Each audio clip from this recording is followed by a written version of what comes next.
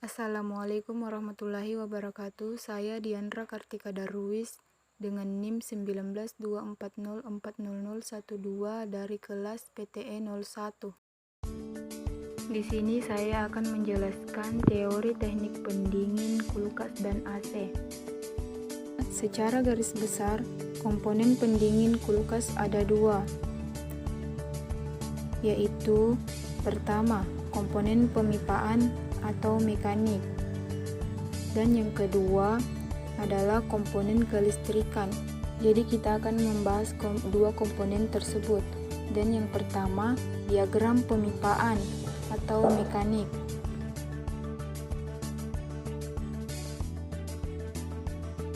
Gambar ini adalah komponen kulkas yang terdiri dari kompresor, filter, pipa kapiler, kondensor, dan evaporator. Baiklah, yang pertama saya akan membahas komponen kompresor yang berfungsi sebagai mesin penggerak freon atau refrigeran ke sistem dengan cara menghisap dan mendorong. Jadi fungsi kompresor menggerakkan freon. Komponen yang kedua yaitu kondensor. Kita bisa lihat pada pipa yang berwarna merah ini. Ini adalah kondensor yang berfungsi sebagai tempat pembuang panas atau pelepas panas atau kalor.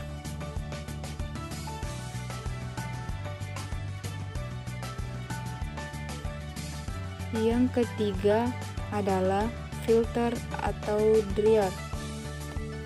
Fungsinya sebagai penyaring kotoran atau uap air di dalam sistem.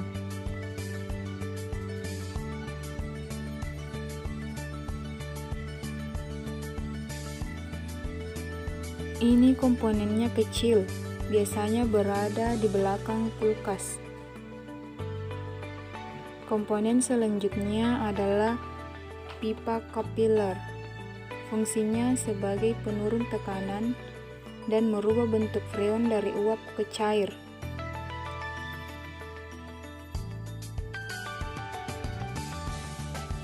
Pipa kapiler ini bentuknya kecil, seperti lidi yang mempunyai lubang sangat kecil. Jika dibandingkan dengan jarum, ini lebih kecil lagi. Komponen selanjutnya adalah evaporator yang fungsinya sebagai tempat penyerapan panas atau kalor.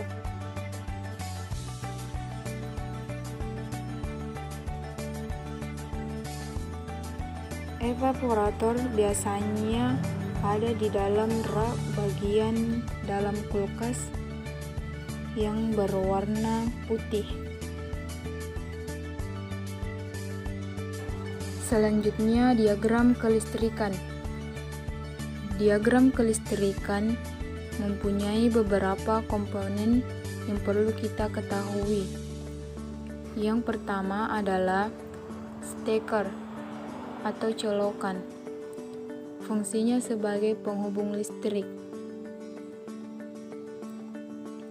Yang kedua adalah termostat. Fungsinya sebagai sensor suhu atau pengatur suhu. Di sini ada termostat. Bisa juga sebagai saklar on off di dalam kulkas.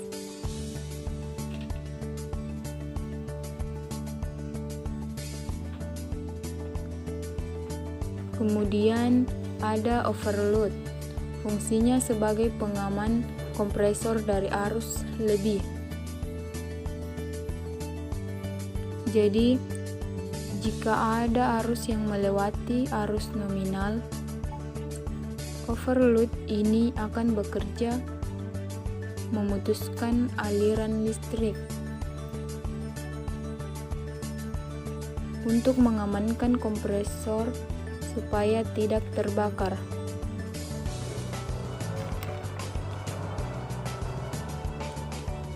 Selanjutnya ada kompresor. Fungsinya sebagai mesin penggerak freon atau refrigeran ke sistem dengan cara menghisap dan mendorong.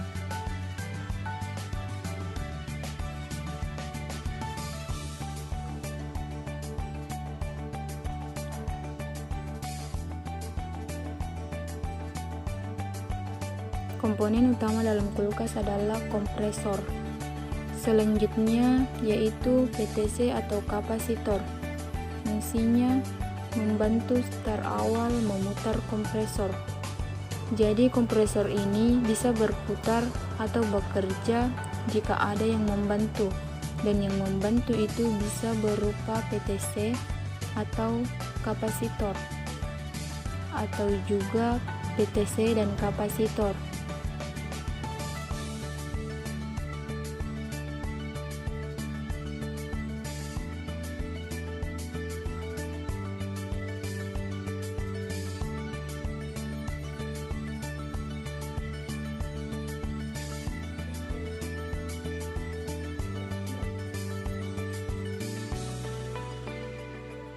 Selanjutnya adalah door switch atau saklar pintu sebagai saklar lampu.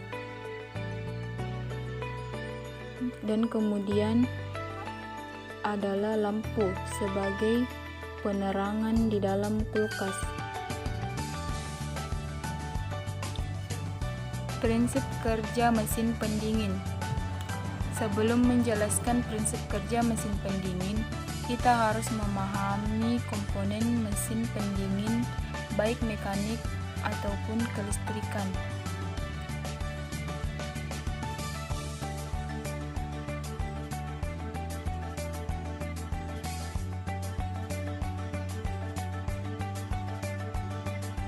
Awalnya, pada saat colokan kita hubungkan ke listrik, maka ada listrik yang mengalir melalui penghantar atau kabel dalam kulkas.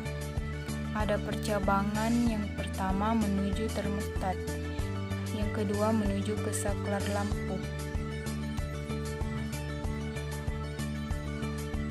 Kemudian pada saat termostatnya ini kita hidupkan atau kita nyalakan, maka akan ada listrik mengalir menuju termostat dan ke rangkaian overload menuju ke kompresor untuk menghidupkan kompresor.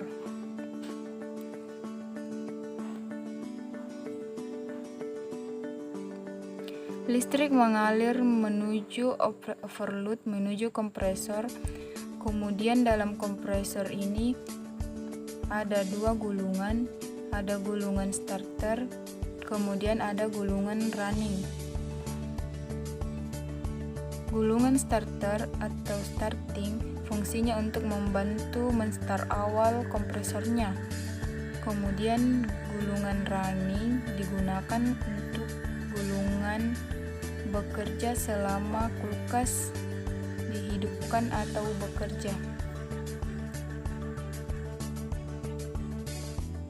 Pada saat awal listrik akan mengalir seperti ini, kemudian kompresor akan menyala. Setelah beberapa saat kompresor menyala, listrik tidak mengalir di bagian starting.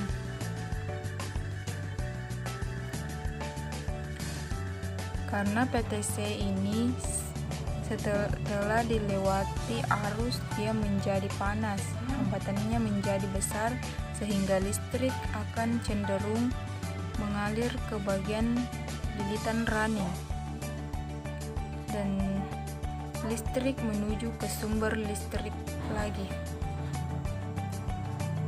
Proses ini terjadi terus-menerus. Pada saat kelistrikan mengalir seperti ini, maka di bagian mekanik terjadi proses kompresor. Kompresor akan mendorong freon menuju ke kondensor, kemudian masuk ke dalam filter menuju ke pipa kapilar, kemudian masuk ke dalam evaporator. Dari evaporator dihisap oleh kompresor menuju ke kompresor dan didorong lagi ke kondensor. Proses ini terjadi terus-menerus. Ini adalah siklus pendinginan. Jadi, kompresor, kondensor, filter, pipa kapiler, evaporator, kemudian balik ke kompresor lagi. Ini adalah proses pendinginan dalam mesin pendingin. Prinsipnya adalah seperti ini. Dia akan bekerja terus-menerus sampai settingan di dalam termostat tercapai. Jadi pada saat settingan sudah tercapai, dinginnya sudah tercapai, dalam evaporator ini dinginnya sudah tercapai,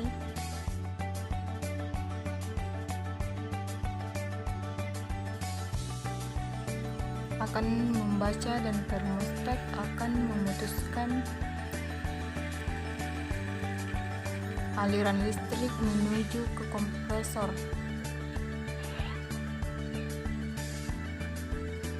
Pada saat diputus oleh termostat, listrik tidak mengalir lagi ke kompresor.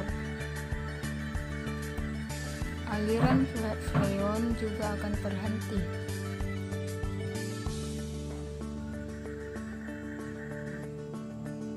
Sampai suhu di dalam kabin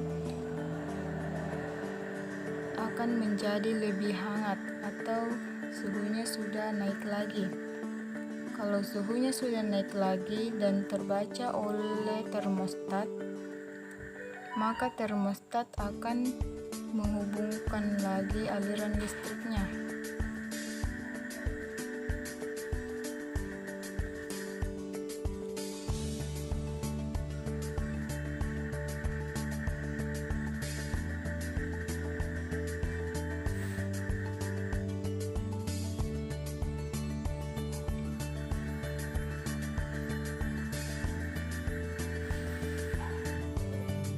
Kemudian di proses mekanik freon juga akan mengalir seperti semula.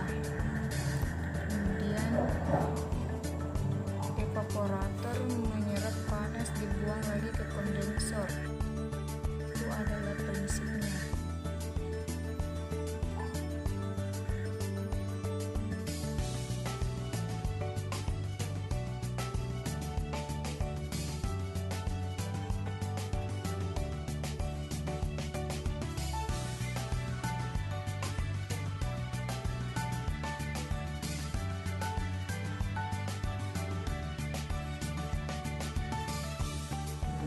Prinsip kerja dalam mesin pendingin adalah menyerap dan membuang panas.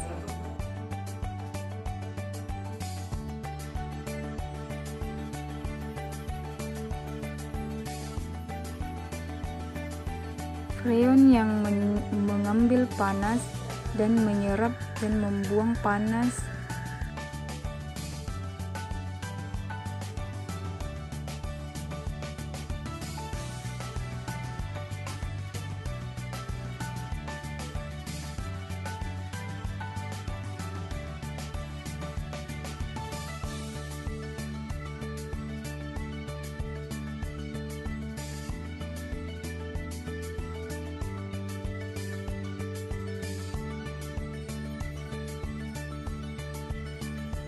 Sekarang analisa kerusakan komponen mekanik.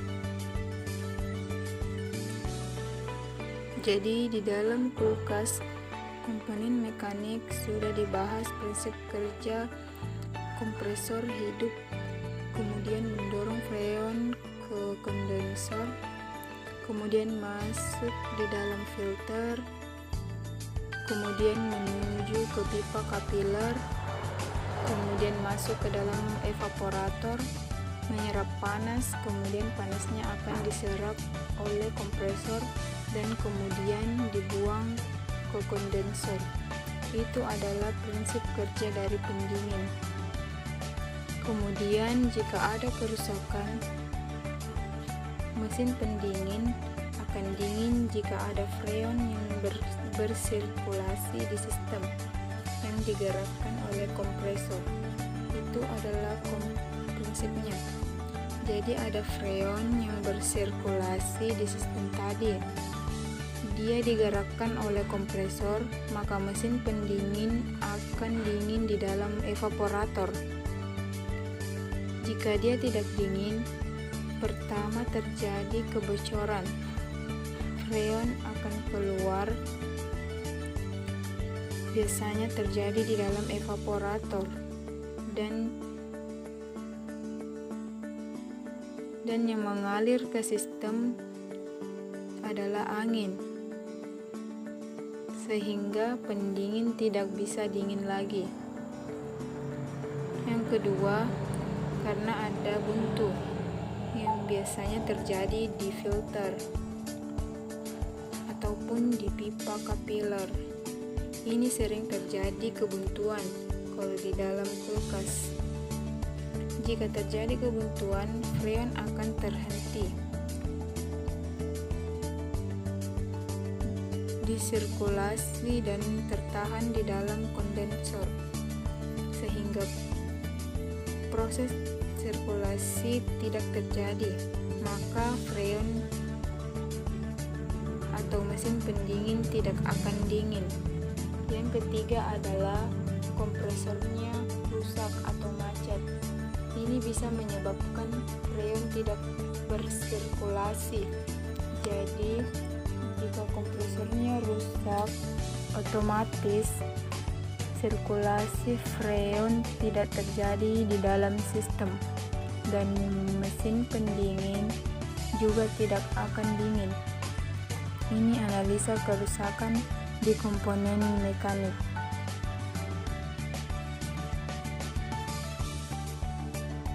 Kerusakan komponen kelistrikan. Kita harus memahami proses kelistrikannya. Pada saat listrik dinyalakan, ada aliran listrik mengalir ke termostat. Termostat dihidupkan, kemudian arus menuju overload, menuju ke kompresor, sehingga kompresor akan menyala atau on. Pada saat sudah menyala, dibantu oleh PTC, aliran listrik akan cenderung mengalir ke runningnya, kemudian menuju ke sumber listrik. Ini adalah prinsip di dalam komponen kelistrikan.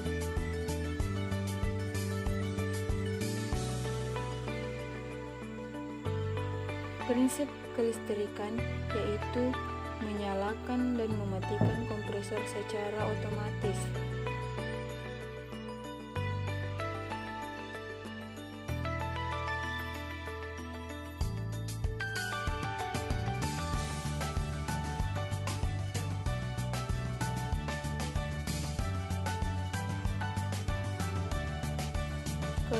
Kerusakan di komponen kelistrikan.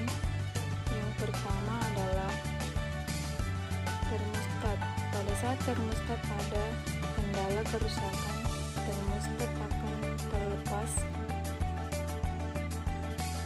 sehingga aliran listrik yang mengalir ke kompresor akan mati, sehingga kompresor tidak akan menyala.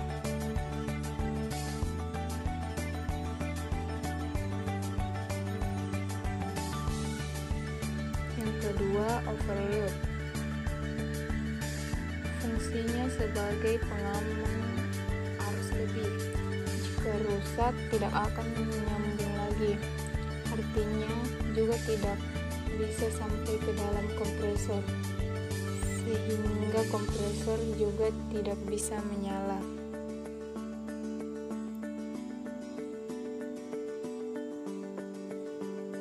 Kemudian ada PTC atau kapasitor.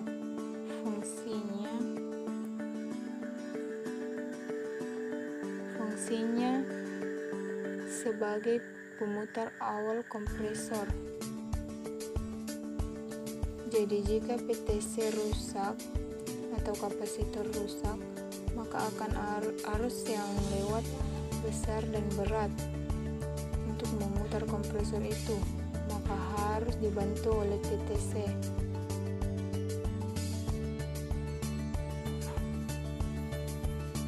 Jika PTC rusak, kompresor tidak akan menyala, maka aliran freon juga tidak terjadi. Akhirnya mesin pendingin juga tidak akan mendingin. Yang keempat yaitu kompresor.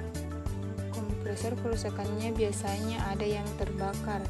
Jika overload tidak bisa menahan lagi, maka kompresor akan terbakar. Atau jika ada kotoran yang terlalu banyak, bisa menyebabkan kompresornya tidak bekerja.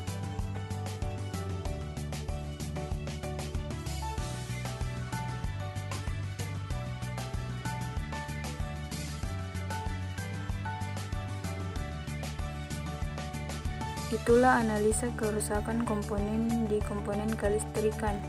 Kemudian ada kabel. Kabel yang paling utama. Kadang hal yang sepele putus dimakan tikus ataupun putus karena suatu hal yang menyebabkan aliran tidak sampai ke kompresor, sehingga mesin pendingin tidak akan bekerja.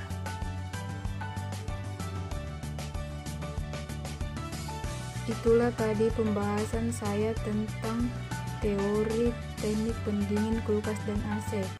Semoga bermanfaat. Wassalamualaikum warahmatullahi wabarakatuh.